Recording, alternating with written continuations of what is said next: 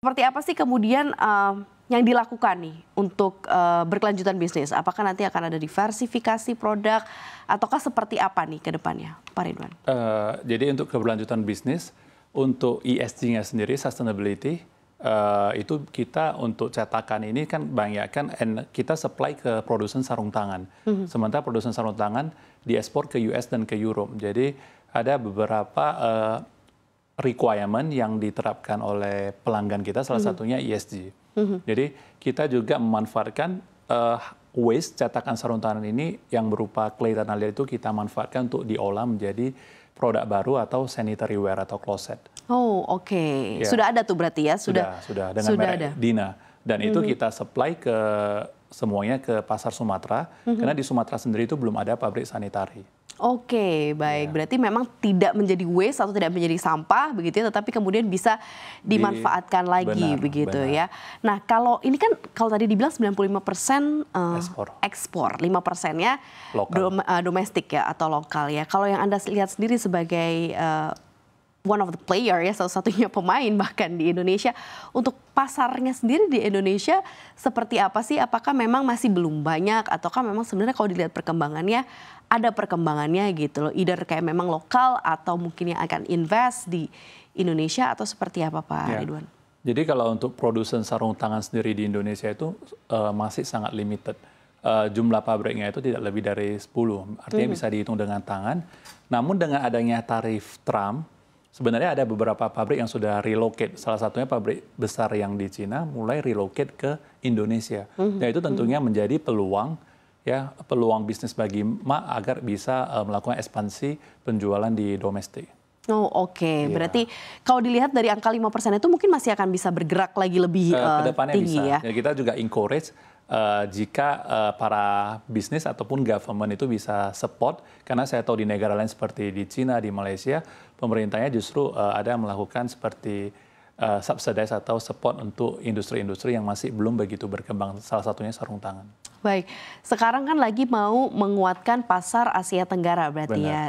Salah satunya mungkin beberapa negara, terus kemudian tadi juga ada plusnya adalah India, kemudian Sri Lanka. Begitu. Nah, seperti apa sih Anda melihat pasar ini dan juga maksimalisnya untuk memaksimalkan gitu ya pasar yang digarap di Asia Tenggara ini, Pak Ridwan? Jadi strategi kita sebelumnya itu memang lebih terfokus kepada beberapa produsen sarung tangan yang besar ya. Player itu seperti top 5 player yang ada di Malaysia, di Thailand, di China, dan di Vietnam. Namun kita menerapkan strategi untuk diversifikasi pasar ekspor yang lebih luas.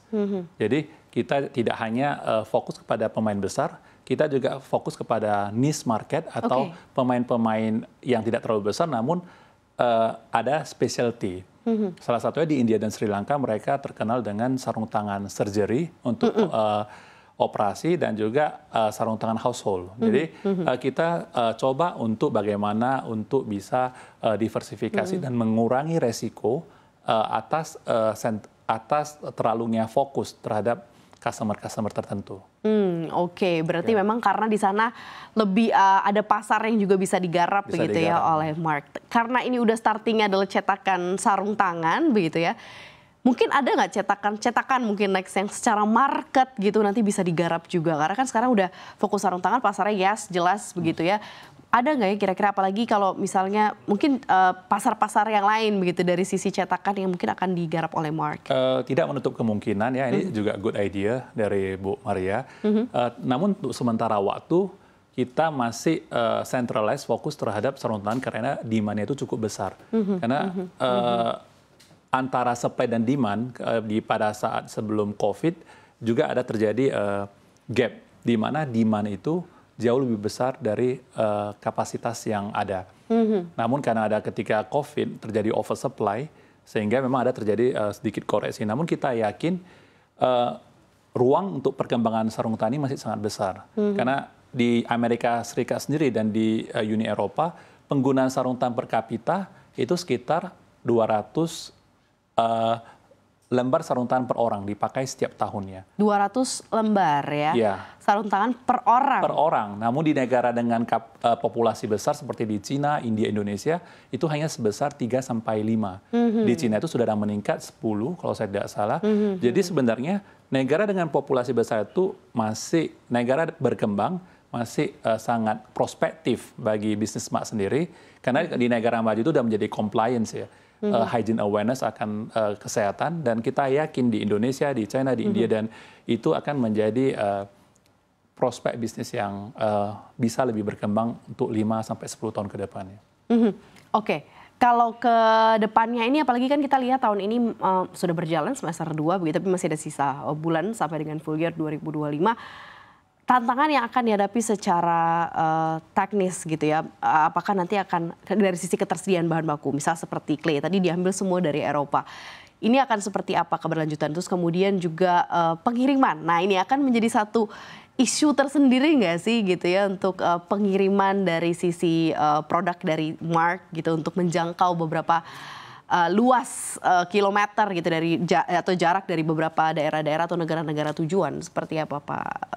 Challenge-nya itu mungkin bahan baku itu sebenarnya kita di manajemen sendiri ada beberapa risk management, termasuk bahan baku itu di mana kita coba untuk source dari beberapa vendor yang berbeda untuk meminimalisir adanya gangguan di supply chain. Namun sebenarnya tantangan yang kita hadapi terakhir-terakhir ini itu ada di masalah shipment. Shipment ya? Shipment, karena shipment yang ada di Sumatera Utara, di Pelabuhan Belawan itu sering terjadi adanya rusak.